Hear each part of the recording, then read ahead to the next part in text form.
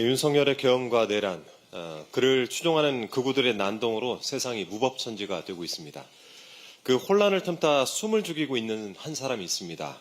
V0 소리까지 나올 정도로 이 종횡무진 활동했던 숨은 실세 김건희. 숨바꼭질은 그리 길지 못할 겁니다. 모든 문제적 사안들의 실체가 드러나면서 김건희의 윤곽 또한 선명해지고 있습니다.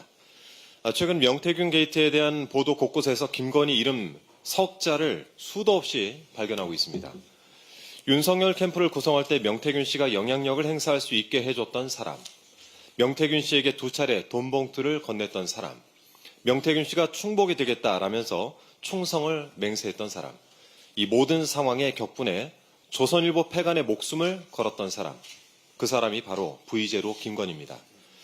어제 보도된 삼부토건 주가 조작 정황과 관련해서도 그 몸통이 윤석열 김건희라는 의혹은 이미 제기돼 왔었습니다. 금융감독원이 삼부토건 대주주 일가와 경영진의 주가 조작 정황을 포착했다고 합니다. 그 시세 차익이 100억 원대에 달한다는데 주가 급등 시기에 주식을 처분해서 차익을 얻는 방식으로 얻었던 것으로 밝혀지고 있습니다. 그렇다면 관건은 그 주가를 어떻게 끌어올렸는가에 있을 텐데요. 정부에서 추진했던 우크라이나 재건 사업이 주가 견인에 큰 역할을 했다는 주장이 이미 제기된 바가 있습니다. 의혹의 경위는 이렇습니다. 2023년 5월 14일 김건희 계좌 관리인으로 알려진 이종호 블랙펄 인베스트먼트 전 대표가 멋진 해병 단톡방에서 3부 내일 체크하고 라는 메시지를 남겼습니다. 그로부터 이틀 뒤 16일 윤석열 김건희 내외가 우크라이나 영부인 젤렌스카 여사를 만났습니다.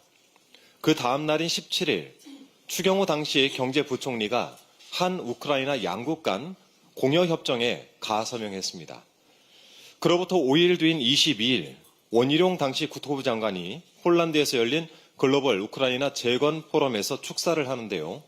당시 삼부토건은 이 포럼에 자사 임원진이 참석했다라고 발표를 한 바가 있습니다. 당시 원희룡 전 장관의 공무국외 출장 결과 보고서 이 관련된 자료를 제가 지난해 8월에 제출받아서 보유를 하고 있습니다.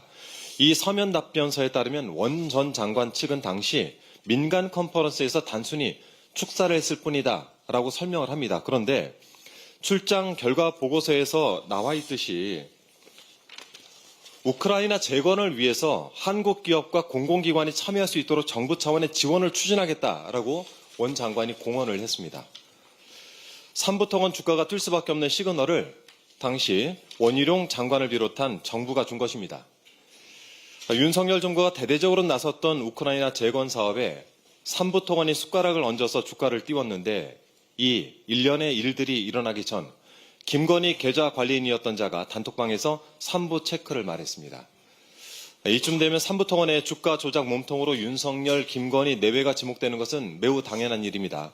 또다시 주가 조작에 연루된 김건희에 대해서 대대적인 수사와 조사가 반드시 필요하겠죠. 우연이 반복되면 필연이 되고 실수가 반복되면 고의가 됩니다. 수많은 의혹들의 정점에 김건희가 서 있는데 언제까지 도망치고 숨을 수 있겠습니까? 김건희에 대한 특검은 국정농단의 실체를 규명하고 단죄하는 시작점이 될 것입니다.